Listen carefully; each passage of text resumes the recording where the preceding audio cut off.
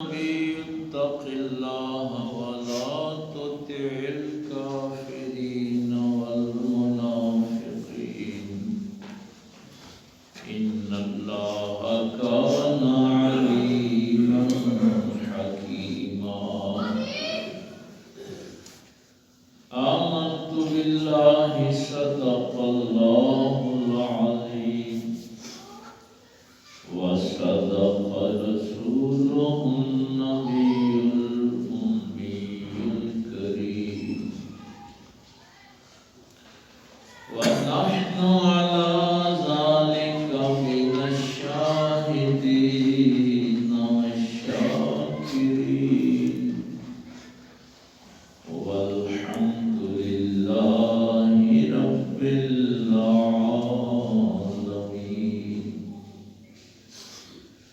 قال الله تبارك وتعالى في شان حبيبه مخبرا وامرا إن الله وملائكته يصلون على النبي يا أيها الذين آمنوا صلوا عليه وسلموا تسليما. اللهم صل على سيدنا ومولانا محمد وعلى آل سيدنا ومولانا محمد اللهم صل على سيدنا وعلى آل سيدنا ومولانا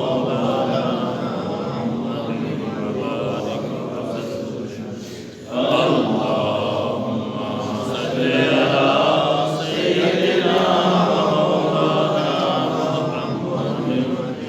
وعلى آل سيدنا مولانا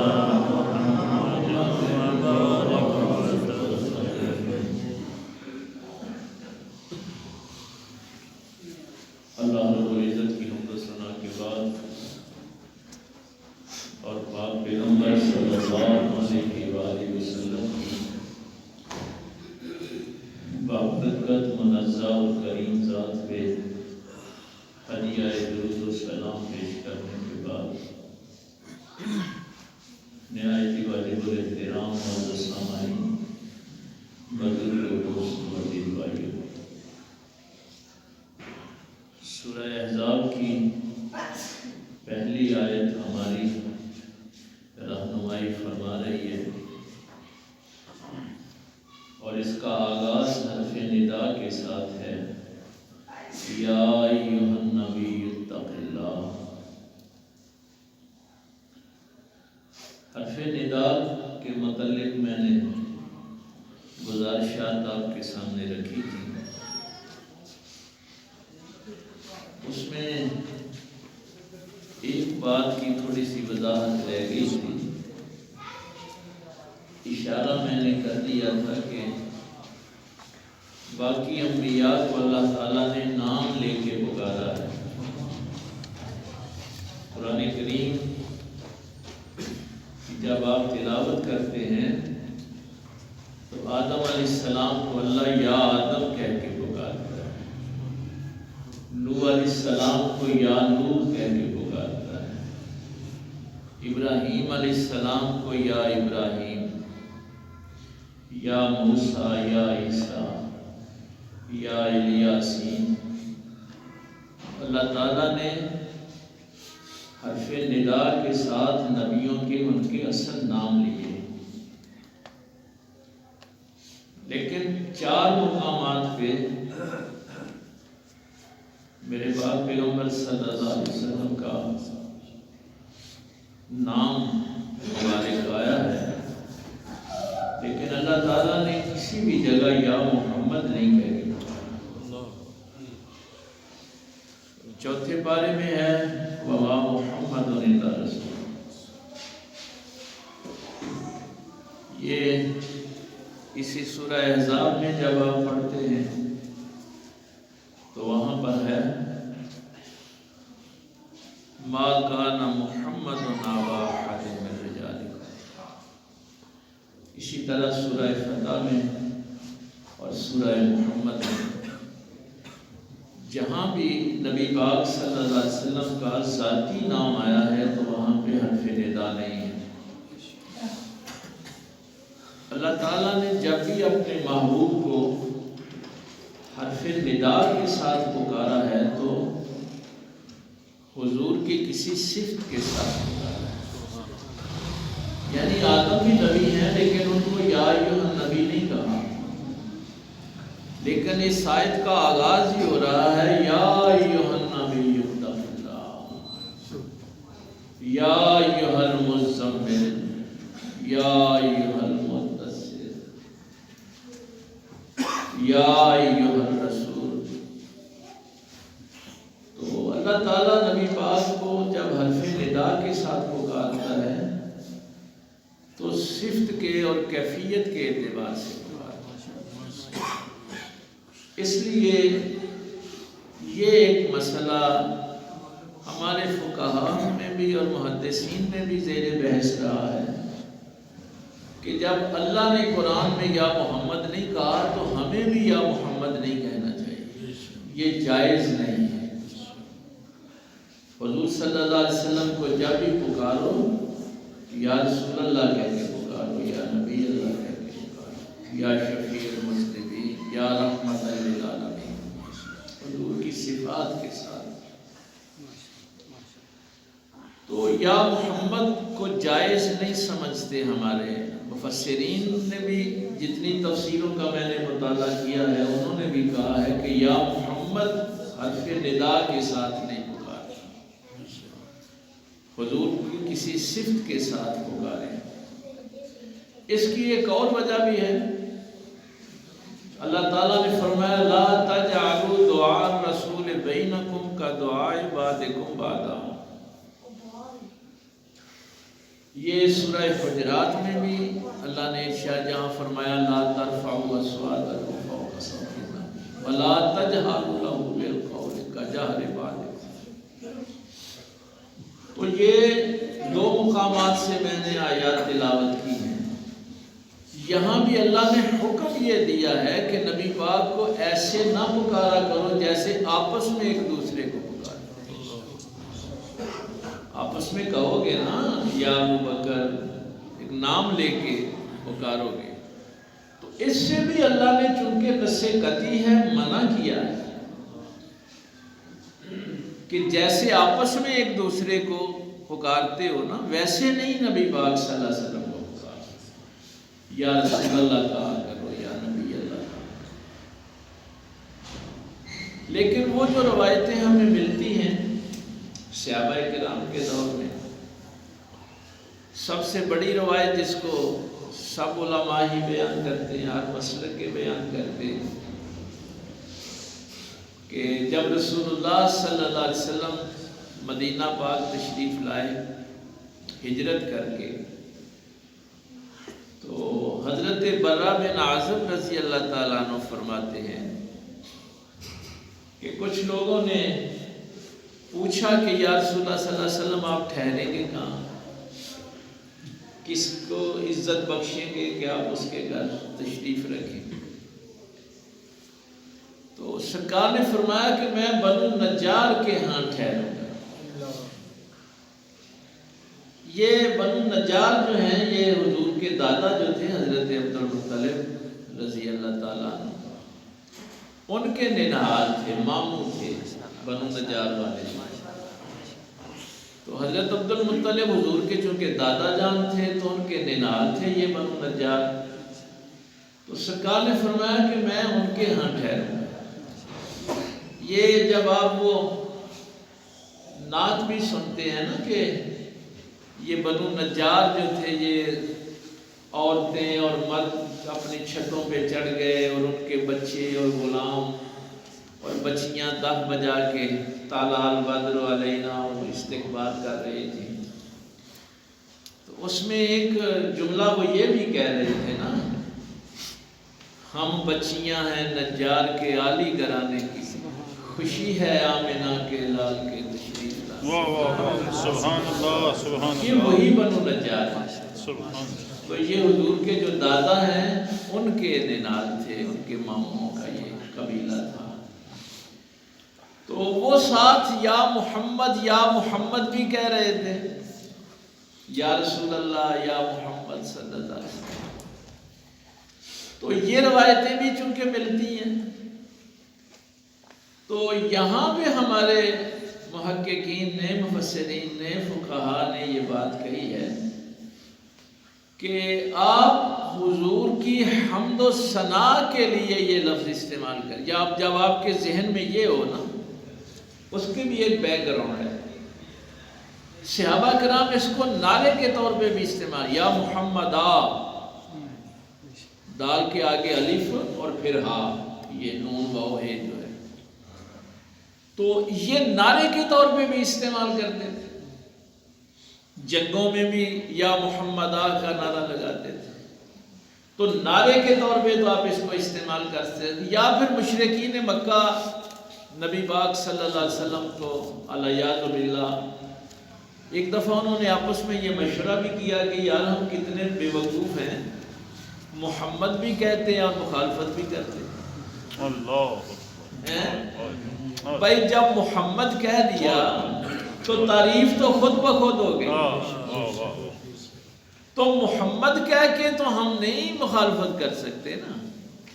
تو وہ پھر جب آپس میں ذکر کرتے تھے تو الیاذ باللہ مذمم کہتے تھے۔ تو نبی پاک صلی اللہ علیہ وسلم نے فرمایا کہ مجھے تو اللہ نے محمد بنایا، تعریف کیا ہوا۔ اور اس کی ایک جو باب تفعیل کے سیغے پہ ہے، یہ لفظ محمد تحمید سے نکلا ہے، جس میں دائمیت پائی جاتی ہے، ہمیشگی پائی جاتی ہے، جس کا ہمیشہ ذکر، ہمیشہ حمد ہوتی رہے گی، ہمیشہ تعریف ہوتی رہے گی۔ تو اگر آپ کے ذہن میں وہ چیز ہو کہ ہم نے رسول اللہ کی وہ حمد و ثنا بیان کرنی ہے، تو پھر یا محمد کہیں، یا نعرے کے طور پہ یا محمد کہیں، لیکن حرف ندا کے ساتھ ویسے آپ نے یا محمد نہیں کہنا، یہ ناجائز لکھا ہے۔ چونکہ اللہ نے قرآن کریم میں حضور کا اسم ذات کہیں بھی یا محمد کہہ کے نہیں پکارا۔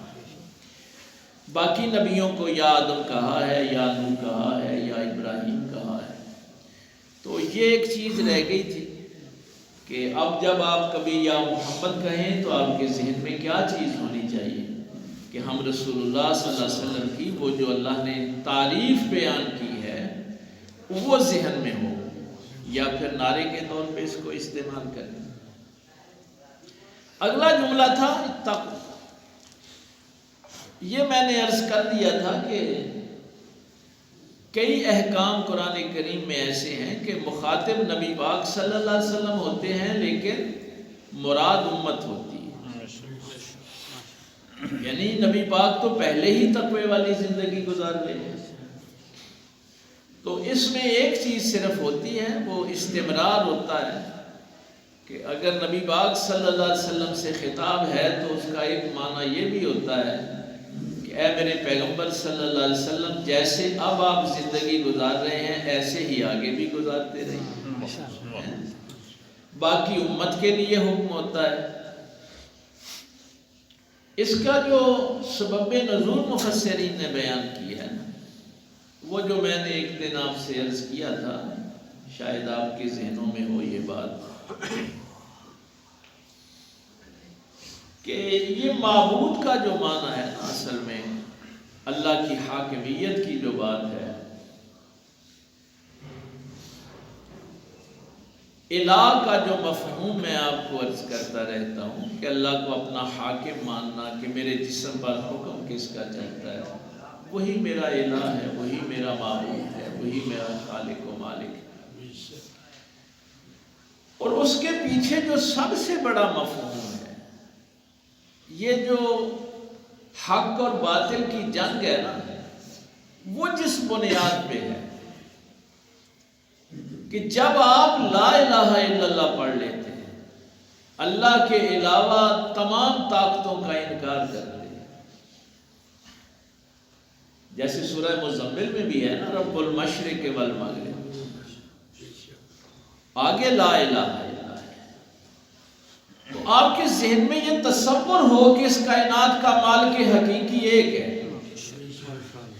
اب اس کے پیچھے جو تصور ہے، جو حق اور باطل کی اصل جنگ ہے نا، وہ ذہن میں ہو۔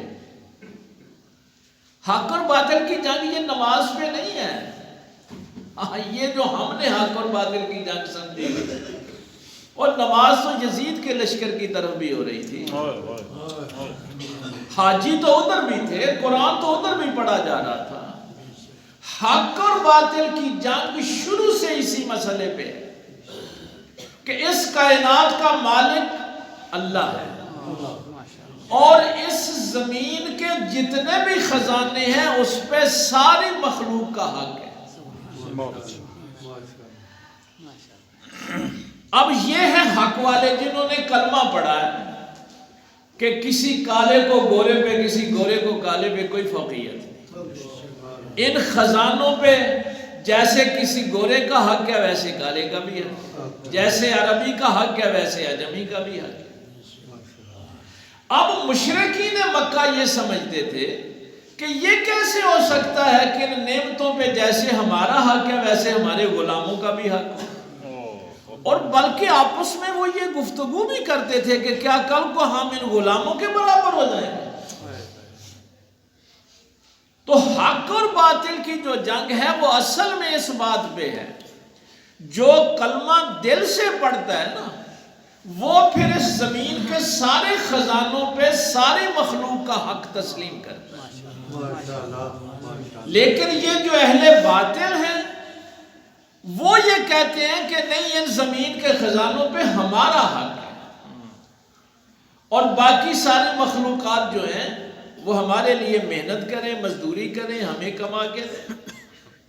آج کل آپ دیکھ ہی رہے ہیں نا کہ زمین کے وسائل پہ طاقت والے کیسے قبضہ کر رہے ہیں، جہاں تیل ہے وہاں ہم پہ، جہاں معدنیات ہیں ہم۔ تو یہ ہے حق اور باطل کی اصل جنگ۔ اور اگر کوئی کلمہ پڑھ کے آپ میں سے بھی یہ ذہن میں رکھتا ہے کہ میں نعمتوں کو سب کے لیے نہ سمجھوں تو اس نے ابھی کلمہ نہیں پڑھا، ہاں اس نے ابھی اللہ کی حاکمیت کو تسلیم نہیں کیا۔ تو یہ نہیں ہو سکتا کہ آپ اللہ کو حاکم مانیں اور پھر اللہ کی نعمتوں کو سب کے لیے آپ، ہاں ٹھیک ہے جو محنت کرے اس میں سے حاصل کر لے، طاقت کے زور پہ کوئی ان نعمتوں پہ قبضہ نہ کرے۔ موسیٰ علیہ السلام کا بھی فرعون سے کوئی نماز پہ جھگڑا نہیں تھا، یہی تھا کہ تو نے بنی اسرائیل کو غلام کیوں بنایا ہوا ہے۔ مشرکین مکہ سے بھی کوئی دوسرا کوئی جھگڑا نہیں تھا، یہی تھا کہ سب کا حق ہے، عزت سب کی برابر ہے۔ تو یہ آخری حج کا خطبہ نبی پاک صلی اللہ علیہ وسلم نے، سامنے تو سارے مسلمان کھڑے تھے، وہ 1,40,000 یا 24,000 صحابہ ہی کھڑے تھے نا۔ حضور ان سے فرما رہے تھے کسی کالے کو گورے پہ، کسی گورے کو کالے پہ کوئی فوقیت، کسی عربی کو اجمی پہ، کسی اجمی کو عربی پہ کوئی فوقیت۔ تو یزید کے ساتھ بھی یہی جھگڑا تھا، یا حضور مجدد الحسانی کا اکبر کے ساتھ کیا جھگڑا تھا۔ تو جب آپ کلمہ پڑھ لیتے ہیں تو پھر اللہ کی نعمتوں پہ سب کا حق آپ کو تسلیم کرنا پڑتا ہے۔ ہاں یہ نہیں ہو سکتا۔ وہ پھر سرکار نے 3 دفعہ فرمایا تھا واللہ لا یؤمن، واللہ لا یؤمن، واللہ لا، اللہ کی قسم وہ مومن نہیں ہے، اللہ کی قسم وہ مومن نہیں ہے۔ اور صحابہ تو گھبرا گئے کہ رسول اللہ صلی اللہ علیہ وسلم 3 دفعہ قسم اٹھائیں اللہ کی، اور وہ بدبخت کون ہو سکتا ہے جس کو حضور فرمائیں گے یہ مومن نہیں ہے۔ کیا فرمایا کہ جو خود پیٹ بھر کے کھائے اور سو جائے اور اس کا ہمسایہ بھوکا رہے، وہ پڑھتا رہے تہجدیں اور نماز اللہ کی بارگاہ میں تو وہ ایمان والا نہیں. اس کے گھر میں جو نعمتیں تھیں اس نے اپنے ہمسایوں کے لیے بھی وہی کیوں نہیں مانی؟ تو اسلام کا یہ جو تصور ہم نے لیا ہوا ہے نا، اس کا اسلام سے کوئی تعلق نہیں ہے. آپ کے پاس بھی جو نعمتیں ہیں ان نعمتوں پہ کہاں سے شروع کرتا ہے قرآن؟ ذوی القربى والیتامى والمساکین. ایک اور چیز بھی ذہن میں رکھیں، یہ جب قرآن کریم کا آغاز ہی ہوتا ہے نا، الذین یؤمنون بالغیب ویقیمون الصلاۃ ومما رزقناہم ینفقون، کہ وہ غیب پر ایمان لاتے ہیں، نماز قائم کرتے ہیں اور اللہ کے دیے ہوئے میں سے خرچ کرتے ہیں. ہاں یہ بڑا عجیب جملہ ہے. اللہ نے پہلے یہ بات فرمائی ہے کہ خرچ کرو جو اللہ نے تمہیں دیا ہے. کہیں ذہن میں یہ نہ ہے کہ میں دے رہا ہوں.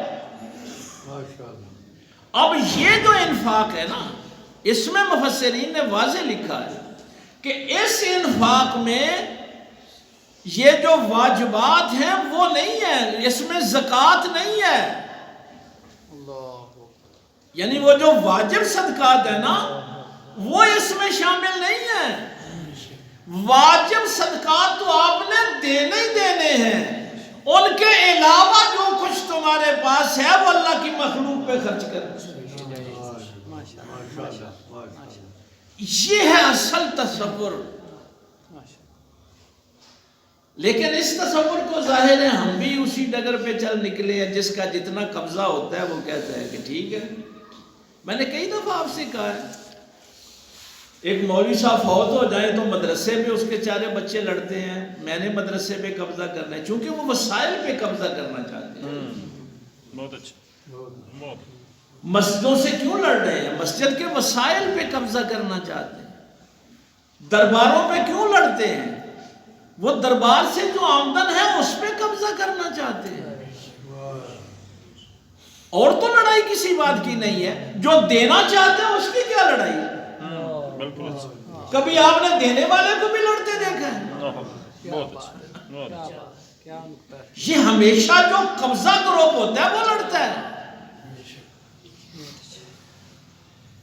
تو یہ جو تقویٰ ہے اس کا معنی ہی بچنا ہوتا ہے.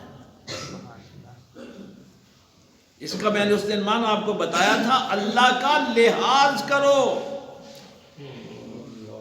جس ذہن میں اللہ کا لحاظ نہیں ہے اس کو کیا پتا تقویٰ کیا ہے.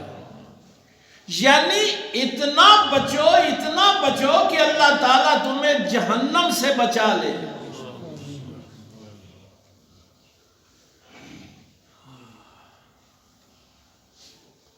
اور پھر اگلا جو جملہ ہے وَلَا تُطِعِ الْكَافِرِينَ وَالْمُنَافِقِينَ، نہ کافروں کی اطاعت کریں، ان کے پیچھے چلیں، نہ منافقوں کے پیچھے چلیں.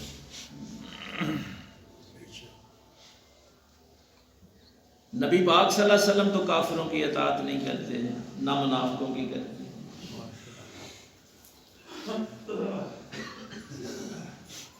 اس میں پھر وہ گھڑی پہ میری نظر چلی جاتی ہے، وقت کم رہ جاتا ہے. 3 چیزیں، یعنی جو چیزیں آپ کے دین میں ہیں، آپ کو نبی پاک صلی اللہ علیہ وسلم کی شریعت سے جو چیزیں ملی،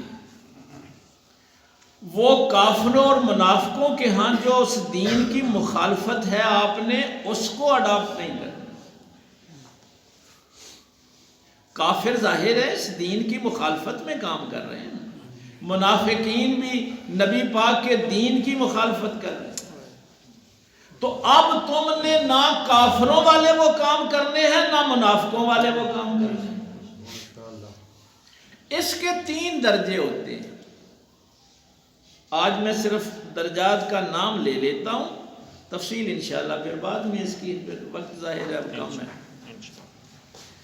ایک ہوتا ہے عقیدے میں کسی کی اطاعت کرنا. عقیدے میں اگر آپ کافر کی اطاعت کریں گے تو آپ کافر ہو جائیں گے. ایک ہے کسی بدعت میں کسی کی اطاعت کرنا، کسی نے تھا تو وہ مسلمان لیکن کوئی بدعت ایجاد کر دی، آپ نے بھی اسی بدعت پہ عمل کرنا شروع کر دیا، تو وہ اگر آپ اطاعت کریں گے تو وہ گمراہی کے درجے میں ہے۔ ایک ہوتا ہے اخلاقیات اور معاملات میں کسی کی اطاعت کرنا، یہ تین چیزیں ہیں۔ کہیں اطاعت کفر ہوتی ہے، کہیں اطاعت گمراہی ہوتی ہے، کہیں اطاعت گناہ ہے۔ اچھا، ایک چیز کو پہلے، یہ چونکہ بخاری مسلم میں اور پھر ترمذی شریف میں تو پورا باب ہے اس پہ، پاک پیغمبر صلی اللہ علیہ وسلم ایسے باہر نکلے تو چند عیسائیوں کو دیکھا، ان کی سفید داڑیاں تھیں، تو پاک پیغمبر صلی اللہ علیہ وسلم نے فرمایا کہ تم اپنی داڑیوں کو رنگین کیا کرو تاکہ ان عیسائیوں کی مخالفت ہو، یا اس کو سرخ رنگ مہندی لگا لو یا زرد رنگ لگا لو اور ان کی مخالفت کرو۔ ایک جگہ یہ فرمایا کہ یہودیوں کی مخالفت کرو، وہ اپنی داڑیوں کو متغیر نہیں کرتے۔ یعنی تمہاری ظاہری شکل و شباہت جو ہے، یہ حدیث بڑی اہم ہے، جس قوم والی تم شکل بناؤ گے اسی قوم سے قیامت والے دن اٹھو گے۔ اب دیکھ لو ہم اطاعت میں، یہ میں نے بالکل نیچے سے شروع کیا ہے، بتایا میں نے کفر سے ہے، لیکن یہ میں نے نچلے درجے سے اب اوپر کو جاؤں گا۔ ہم اپنی شکلیں نبی پاک جیسی بنانا چاہتے ہیں یا کافروں جیسی بنانا چاہتے ہیں؟ مجھے تو کئی دفعہ اس بات کا شاید میں اظہار بھی کرتا ہوں کہ ہمارے دلوں میں اس قرآن کی انس پیدا ہی نہیں ہوئی نا۔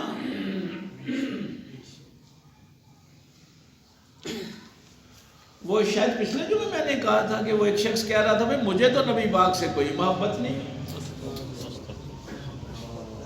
تو اس کے نا پیچھے نہیں چڑھ کے بندے دو چار، یہ تو نے کیا کہہ دیا کہ مجھے حضور سے محبت؟ اس نے کہا میں تمہاری طرح منافق نہیں ہوں، یہ کیسے ہو سکتا ہے کہ مجھے حضور سے محبت ہو اور میری شکل انگریزوں سے ملتی ہو؟ یعنی میرے دل میں اگر محبت ہوگی تو پھر میں زندگی بھی رسول اللہ جیسی گزاروں گا۔ اس نے کہا مجھے تمہارے غصے سے کوئی غرض نہیں ہے کہ زندگی تم کافروں والی گزارو اور میرے اوپر تمہیں غصہ آ رہا ہے کہ یہ کہہ رہا ہے میرے دل میں محبت نہیں ہے۔ وَلَا تُطِعِ الْكَافِرِينَ وَالْمُنَافِقِينَ۔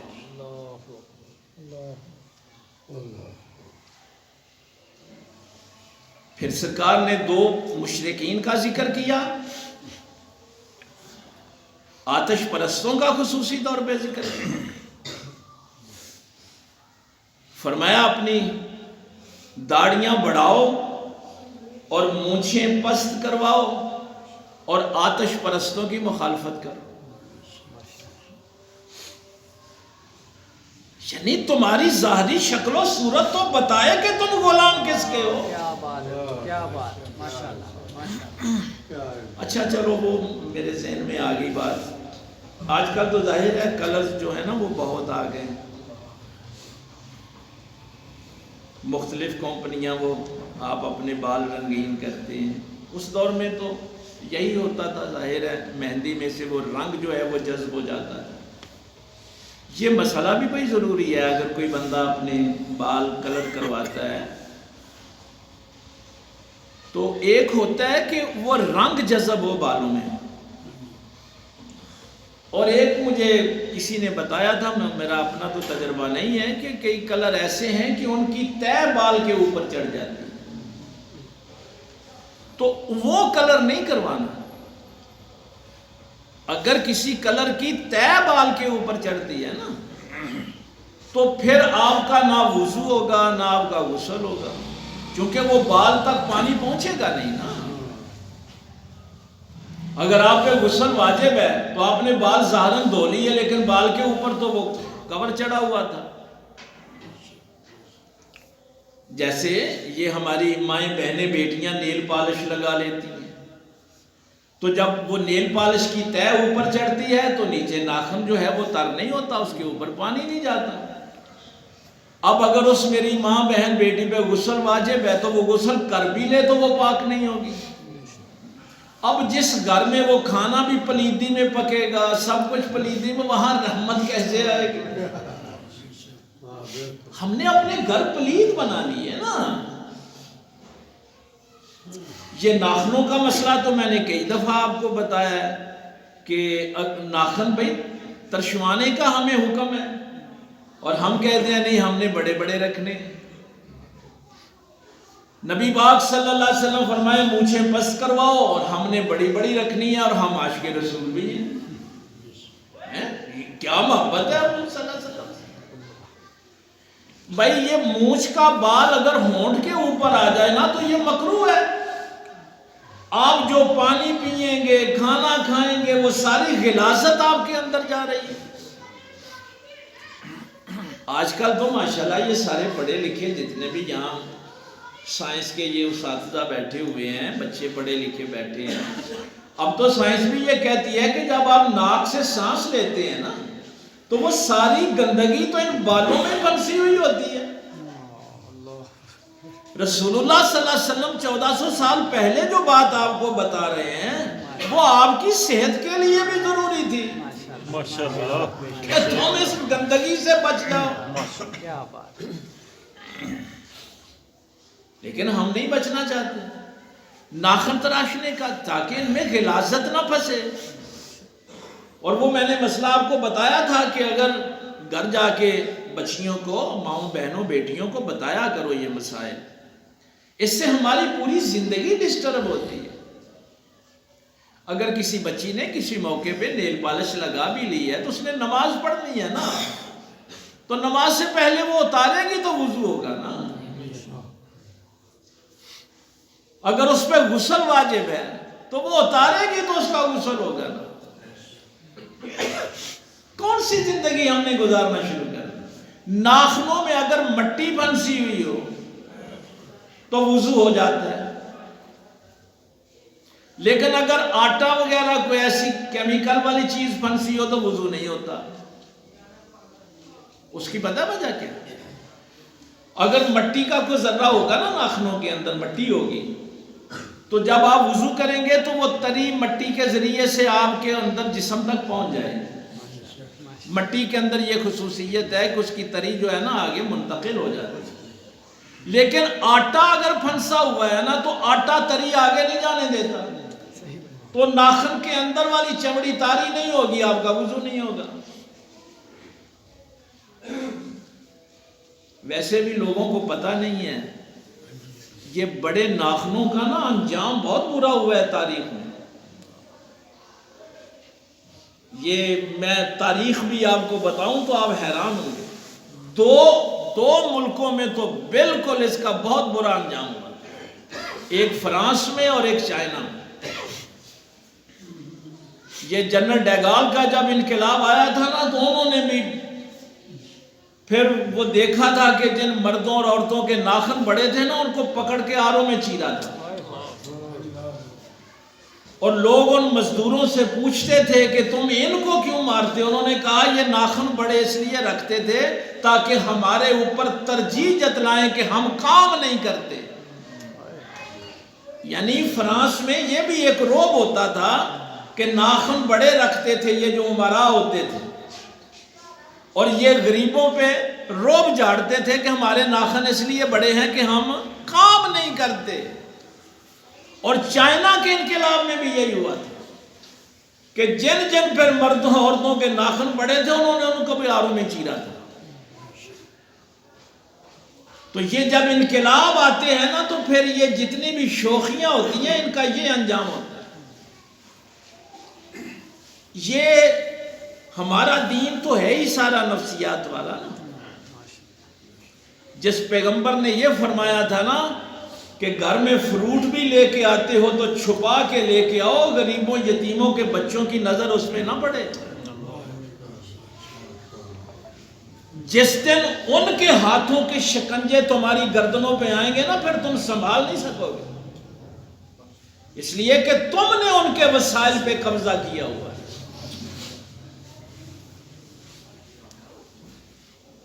ایک صحابی نے پوچھا یا رسول اللہ صلی اللہ علیہ وسلم، میں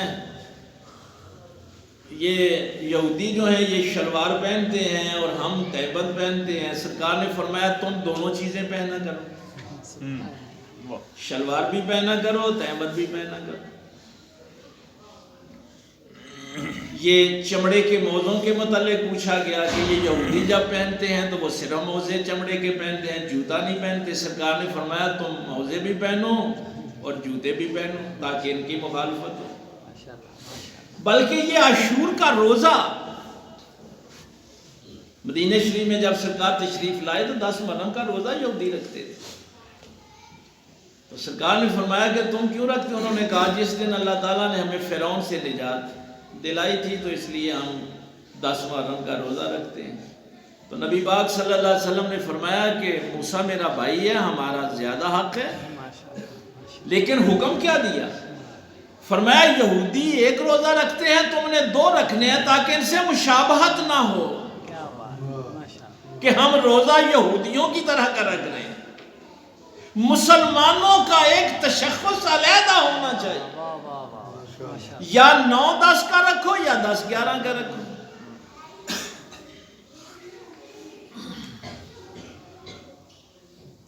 اب یہ ظاہر ہے ہم نے اسی معاشرے میں رہنا ہوتا ہے۔ ایک ہوتا ہے مثلا جب ہم بر صغیر میں اکٹھے رہتے تھے تو یہ مسئلہ اس وقت بھی پیدا ہوا کہ ہندو بھی دھوتی پہنتے ہیں اور ہم بھی دھوتی پہنتے ہیں، تو کیا یہ کوئی مشابہت تو نہیں ہو جائے گی؟ یہ جو میں نے مثالیں دی ہیں کہ یہود کے لباس کے ساتھ، ان کی شکل و صورت کے ساتھ، ایون کہ ان کی عبادتوں کے ساتھ تو ہماری مشابہت نہ ہو۔ تو اس میں اب تو ظاہر ہے وقت ہو گیا جمعے کا، اتنا سا جملہ صرف یاد رکھیں کہ اگر آپ کسی کافر سے محبت کی وجہ سے اس کا لباس پہنتے ہیں، یعنی کسی وَلَا تُطِعِ الْكَافِرِينَ وَالْمُنَافِقِينَ، یعنی کافروں کا لباس آپ کو، یہ گھر جا کے اپنی ماؤں بہنوں بیٹیوں کو بھی بتایا کرو نا کہ لباس کس کو دیکھ کے، یہ انسیت ہے کہ میری بیٹی کے ذہن میں کبھی خیال ہی نہ آئے کہ میں لباس وہ پہنوں جو سیدہ فاطمہ زہرا پہنا کرتی تھی، میں لباس وہ پہنوں جو اما عائشہ صدیقہ پہنا کرتی تھی۔ محبت بڑی ہے ہمیں دین سے، لیکن اللہ تعالیٰ فرما رہا ہے ان اللہ کان علیما حکیما، اللہ کو تو علم ہے تمہیں کتنی محبت ہے، اللہ جانتا ہے تم جو زندگی گزار رہے ہیں۔ تو کم از کم یہ میں نے بالکل نیچے سے یہ چند باتیں عرض کی ہیں، باقی کفر کہاں ہوتا ہے، گمراہی کہاں ہوتی ہے، وہ مثالیں انشاءاللہ ہم قرآن کریم سے دیکھیں گے۔ آج آپ نے صرف اتنا یاد رکھنا ہے کہ آپ کی خوشی ہو، غمی ہو، شادیاں ہوں، ابھی شادی ہوگی تو ہم کیا کریں گے؟ کسی کو پتہ ہے کہ یہ بیٹا اللہ نے دیا ہے تو شادی کا موقع خوشی کا اللہ نے دیا ہے تو شکر بھی اللہ کا ادا کرنا؟ نہیں، ہم دیکھیں گے کہ ہندوؤں نے شادیاں کیسے کی ہیں، عیسائیوں نے کیسے کی ہیں، ہم پھر اسی ڈگر پہ چل پڑیں گے۔ تو جو بھی کوئی کسی قوم کی مشابہت اختیار کرتا ہے پھر قیامت والے دن اسی میں اٹھے گا۔ بھائی یہ کوئی معمولی باتیں نہیں ہیں جو زندگی ہم گزار رہے ہیں۔ یہ ہماری مہندیاں، یہ بے حیائیاں، یہ کہاں سے آ گئی ہیں؟ یہ 15ویں پارے کی وہ آیت، وہ بھی انشاءاللہ اس پہ بھی ہم ذکر کریں گے۔ آج صرف اتنا آخری جملہ میں، قرآن کریم میں اللہ تعالیٰ نے پہلی بستیوں کی جو تباہی ہے اس کی وجہ یہ بتائی کہ پہلی بستیاں جو تباہ ہوئیں ان کی پتہ وجہ کیا تھی؟ ان کے جو امراء تھے نا، امیر لوگ تھے، جو بادشاہ لوگ تھے، وہ اللہ کی نافرمانی کرتے تھے۔ ان کا دیکھا دیکھی غریبوں نے بھی اللہ کی نافرمانی شروع کر دی۔ اب جب ساری قوم اللہ کی نافرمانی کرتی ہے تو پھر اللہ اس بستی کو برباد کر دیتا ہے۔ یہ آیت جو ہے اس کو بھی ہم تفصیل سے دیکھیں گے۔ اور دوسری جو چیز ہے وہ ذہن میں رکھنا، یہ جس قوم کی آپ چاہتے ہیں نا کہ ہم بھی ہندوؤں جیسی شادیاں کریں، ہم بھی عیسائیوں جیسی شادیاں کریں، یہ اصول پہلے بھی میں نے آپ کو بتایا تھا۔ پھر اسی قوم کے ذریعے اللہ تمہیں نیست و نابود کر دیتا ہے۔ جس قوم، اگر ہندوؤں جیسے بننا چاہتے ہو نا تو پھر ہندو آ کے ماریں گے تمہیں، وہ قوم تمہارے اوپر مسلط کر دی جائے گی جس کی خاطر تم نے اللہ کو چھوڑا تھا، اللہ پھر اسی قوم کے ہاتھوں تمہیں ذلیل کرنا لکھ دیتا ہے۔ مت گلا کیا کریں کہ فلاں قوم ہمیں مار رہی ہے، آج پورے مسلمانوں کو کھا گیا ہے عالم کفر۔ نہیں، ہم نے شوق سے ان والی زندگیاں اپنائی ہیں، تو پھر اللہ تعالیٰ کا قانون تو غالب آتا ہے۔ جس کے لیے بھی کبھی آپ اللہ کا قانون توڑیں گے اس کے ہاتھوں ذلیل ضرور ہوں گے۔ آپ اپنی بیوی کی خاطر ماں کو ذلیل کریں گے، اس بیوی کے ہاتھوں ذلیل ضرور ہوں گے، چونکہ ماں باپ کا احترام اللہ نے حکم دیا تھا۔ اگر کسی چور ڈاکو کا آپ ساتھ دیں گے، اللہ نے فرمایا کہ تم نے مظلوم کا ساتھ دینا۔ تم اگر کسی ظالم کا ساتھ دو گے، اس کی سفارش کرو گے، پھر اس کے ہاتھوں ذلیل ہونا اللہ لکھ دیتا ہے۔ کبھی بھی اللہ رسول کا در چھوڑ کے کافروں کے پیچھے نہ بھاگو کہ ہم ان جیسے لباس پہنیں، ان جیسی شکلیں اختیار کریں، ان جیسا رہن سہن۔ تمہارے لیے تو خالق کائنات نے فرمایا تھا زندگی گزارنی ہے تو لقد کان لکم فی رسول اللہ، رسول اللہ کی زندگی تمہارے لیے نمونہ ہے۔ دیکھ لیا کرو رسول اللہ نے اپنے بچوں کی شادیاں کیسے کی ہیں، انہوں نے لباس کیسے پہنے ہیں، انہوں نے صدقہ خیرات کیسے کیا ہے، کیسے غریبوں کا ساتھ دیا ہے، ہمسایوں کے ساتھ کیسا اچھا سلوک۔ وَلَا تُطِعِ الْكَافِرِينَ وَالْفَاسِقِينَ، نہ کافروں کی اطاعت کرو نہ منافقوں کی اطاعت کرو۔ اللہ عمل کی توفیق دے۔